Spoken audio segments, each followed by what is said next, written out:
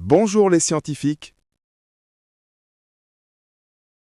Pourquoi un funambule tient-il une perche de plusieurs mètres alors qu'il a déjà un mal fou à garder l'équilibre? Et pourquoi un tableau accroché par un seul clou ne tombe-t-il pas? Dans cette vidéo, on va décortiquer ensemble les conditions d'équilibre, les forces de frottement et même résoudre un exercice pas à pas. Si tu veux maîtriser la statique des forces, abonne-toi et active la cloche pour ne rien manquer. Partout, tout autour de nous, il y a des objets en équilibre parfait. Ils semblent défier la gravité, comme ça, dans un calme absolu. Mais attention, cette immobilité, ce n'est pas du tout un hasard. Non, elle obéit à des lois physiques bien précises, des lois invisibles. Alors aujourd'hui, on va décoder ensemble ces règles fondamentales de l'immobilité. Prenez cette image, par exemple, un funambule là, suspendu entre le ciel et la terre. Chaque muscle, chaque respiration, c'est un véritable calcul. C'est l'exemple parfait, et franchement spectaculaire, de ce qu'on appelle l'équilibre statique en action. Mais la question c'est, comment est-ce seulement possible? Et voilà la question centrale qui va nous guider. Quelles sont ces fameuses règles cachées de la physique qui gouvernent l'immobilité et qui permettent des exploits pareils? Allez, on plonge dans le vif du sujet. Parce que ce principe, il ne s'applique pas qu'aux artistes de cirque. Loin de là. Une fois qu'on sait où regarder, on se rend compte qu'on le voit absolument partout. Regardez ça. D'un côté, l'effort surhumain d'un athlète qui arrive à immobiliser des centaines de kilos. Et de l'autre, la simplicité d'un cadre accroché à un mur. Eh bien, ce sont exactement les mêmes lois fondamentales qui sont à l'œuvre. On a plusieurs forces qui tirent dans des directions différentes, et pourtant, l'objet reste parfaitement immobile. Voilà le terme clé à retenir, l'équilibre statique. C'est précisément cet état où toutes les forces qui s'exercent sur un objet s'annulent les unes les autres, le laissant dans un état de repos complet par rapport à ce qui l'entoure, comme la Terre par exemple. Alors, comment on atteint cet état d'équilibre parfait? Il ne suffit pas que des forces s'appliquent n'importe comment. Non, elles doivent respecter 3 conditions très strictes. Allez, découvrons ensemble ces 3 règles d'or de l'immobilité. Pour bien comprendre ces règles, les physiciens utilisent des outils comme celui-ci, un plateau de force. C'est un dispositif qui permet de visualiser et de mesurer très précisément comment différentes forces, ici ce sont les poids, interagissent sur un objet au centre, en l'occurrence cet anneau. Et en utilisant cet appareil, on découvre un processus en 4 étapes.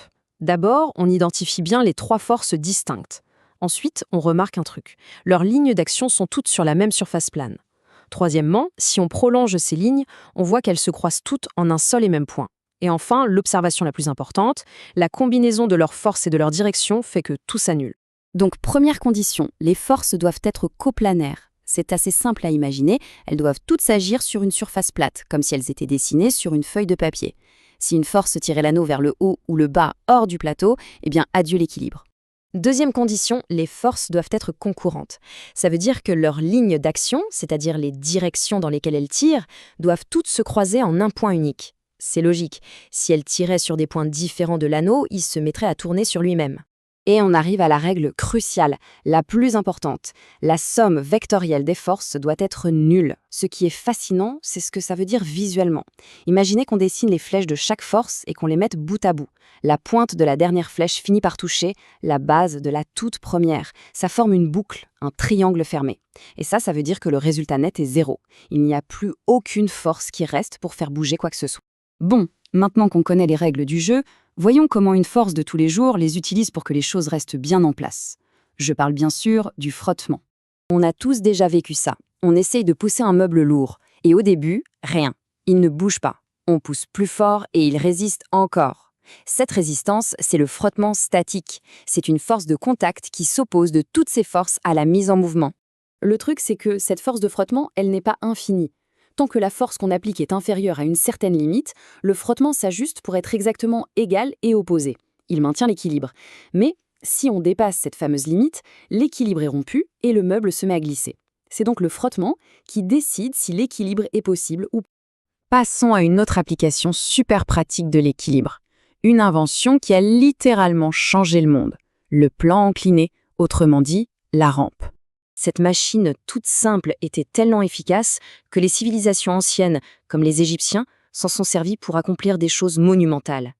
C'est en utilisant ce principe physique fondamental qu'ils ont pu hisser d'énormes blocs de pierre pour construire les pyramides et les temples. Alors comment ça marche? C'est d'une simplicité géniale. La rampe, en fait, elle intercepte une partie de la force de gravité. Au lieu de devoir lutter contre la totalité du poids de l'objet, on a seulement besoin de contrer la partie du poids qui le tire le long de la pente. Tout le reste est supporté par la surface de la rampe. Et voilà le moment Eureka! La force dont on a besoin pour faire monter un objet sur une rampe est toujours plus petite que la force qu'il faudrait pour le soulever tout droit.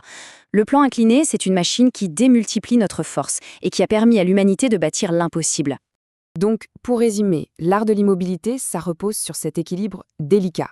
Il faut que les forces soient coplanaires, qu'elles soient concurrentes et que leur somme vectorielle soit nulle. Si une seule de ces conditions n'est pas remplie, eh bien, le monde se met en mouvement. On vient d'explorer le monde du statique, du calme, de l'équilibre parfait. Mais la rupture de cet équilibre, c'est tout aussi fascinant. C'est à ce moment-là que le mouvement commence.